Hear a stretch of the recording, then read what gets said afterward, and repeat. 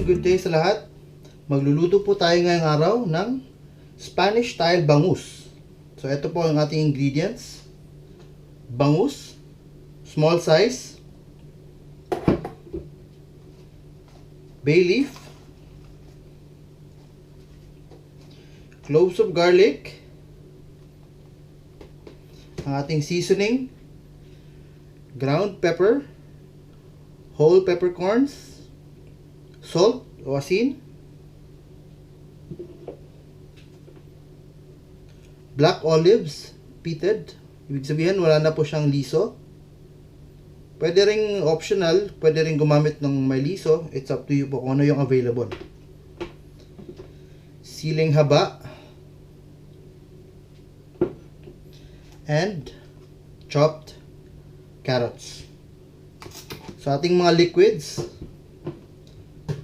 Olive oil. And water. Okay, so umpisa na po natin lutuin ang ating Spanish style bangus. So ang ating kailangan, pressure cooker para po ito palambutin. So ang unang-una ilalagay natin ang ating bay leaf. So pwede po nating punitin yung ating bay leaf para lumabas yung amoy. So yan na po, i-file lang po natin siya para siyang magsisilbing sahig. So para pag niluto mo siya, galing sa baba, paakyat yung flavor. So magtabi lang tayo kasi ilalagay natin sa taas mamaya. Then ang ating garlic. Same way, i-arrange lang po natin na nakadistribute siya sa sahig. Okay. Yan. So, gusto ko po maraming garlic aside sa masarap yung flavor na ibinibigay ng garlic. Healthy rin po ito. So, hindi ko na po siya chinap kasi ipi-pressure cooker naman natin. So, lalambot po yan. Automatic, lalabas na rin yung aroma and then yung flavor ng garlic. Okay. So, yan. So, yung natira, ilalagay ko na sa top mamaya. Then, ang ating seasonings. So, ihalo ko na lang po sila lahat. Yung garlic, yung asin. Ang ginamit kong asin yung Himalayan sea salt. So, optional lang po sa inyo. Kung ano yung available nyo, wala pong problema yun. So, ito lang po yung ginamit ko kasi available po dito ngayon. Okay? So, distribute lang po natin siya. Alright. Okay. Tabi lang natin. Next, i-arrange na natin yung ating milkfish. So, ang ginamit ko pong milkfish dito ngayon, ito po yung small size. Mga siguro sa isang kilo, mga nasa 6 o 7 piraso. So, perfect po ito sa paggawa ng Spanish style bangus para madali lang siyang lumambot yung mga buto.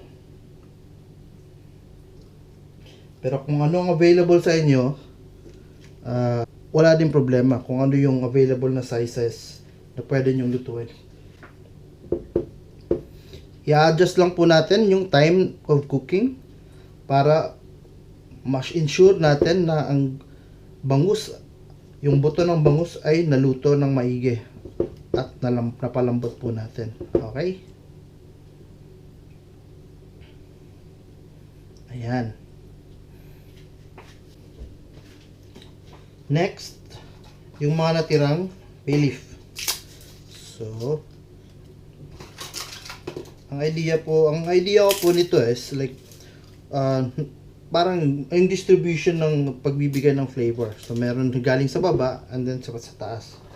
So, actually, then yung natirang garlic. Okay. Ilagay na natin yung paglagay tayo ng kaprasong sili. Pinili ko pala tong sili na to Kasi hindi siya masyadong maanghang. It's up to you then kung ano yung gusto niyo. Kung gusto niyo mas maanghang, gumamit kayo ng mas maanghang na version ng sili. Okay? Next, tatabi lang muna natin itong black olive tsaka ang carrots, yung mga vegetables. Ilalagay natin mamaya sa sa second round ng cooking kasi iluluto muna natin to ng first 30 minutes para hindi po malambog yung ating gulay. Para hindi po siya lumambot ng masyado. Okay? So, ilagay na po natin yung mga liquids. Ang ating olive oil.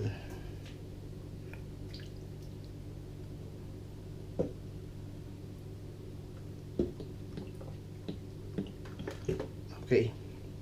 Konti lang muna ngayon kasi mamaya sa second round ng cooking, pupunuin na natin siya.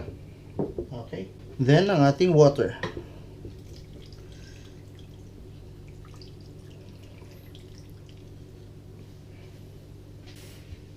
Make sure lang na ang ating liquids ay natatabunan lahat ng surface ng isda para hindi po siya matuyuan. Okay.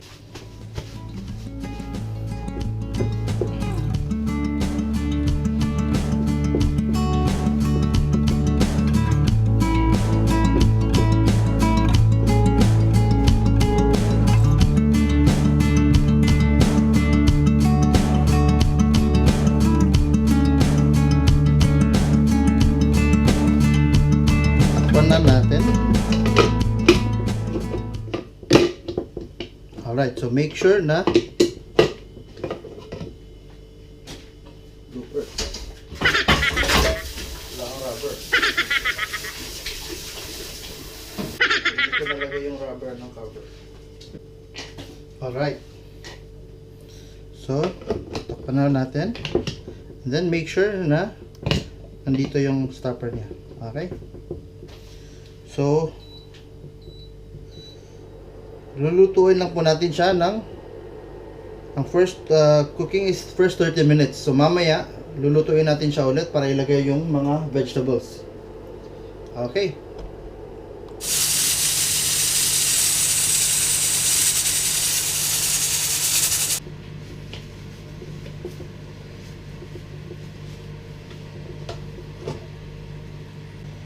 Next, ilalagay na po natin ang ating mga gulay.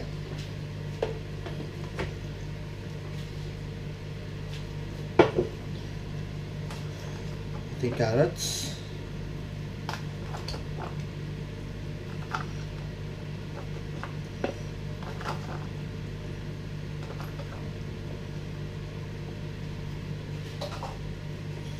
And ang ating black olives.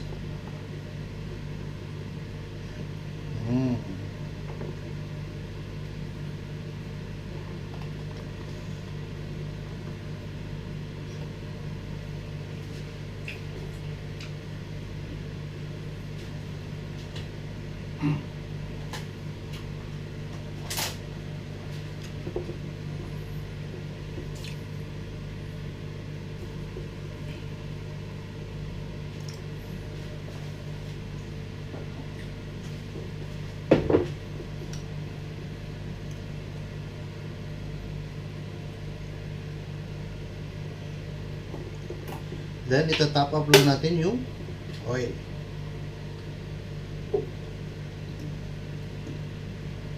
Ayan.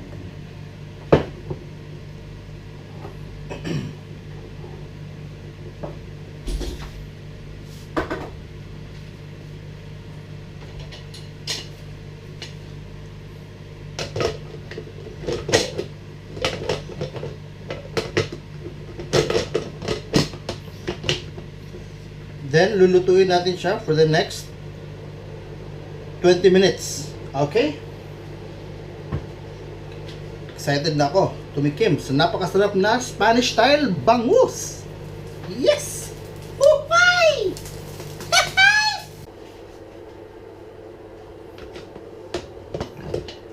Wow! Tingnan niyo po, napakasarap niyan. Buong buo yung bangus mga kaibigan.